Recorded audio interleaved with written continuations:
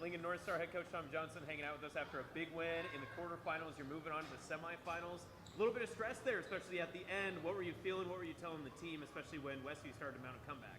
Man, I was telling them that we need to figure out defensively. We lost two of our wings, and our defense is like a cog. So if one part's missing, we just kind of fall apart. And you've seen that.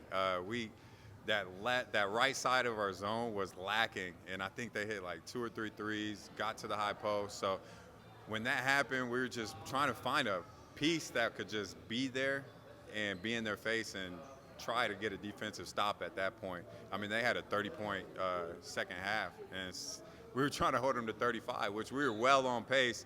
And then Kendall Anderson gets fouled, or Sarah gets fouled out first, then Kendall Anderson, and those are our two wings. And when that happened, we just had to find a way to kill clock, hold the ball, and try to get as many defensive stops as possible.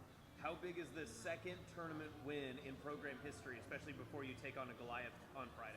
Yeah, I think it's huge. I think we kind of solidified ourselves that we do belong at state. I think the past 2 years was kind of like, oh, they made it, and I feel like now we should be solidified and we should be talked about amongst those top-tier team programs in the state.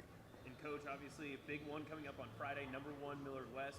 How big is this day off to prepare and get ready for the Wildcats? I think it's huge, but I also think it's huge for them too as well. So we knew coming in that if we were playing Millard West in the postseason, we were doing the right things, and that's what we strive to do, was to get a chance to play Millard West, whether it's whatever. We knew that if we got a chance to play them, we're sitting good.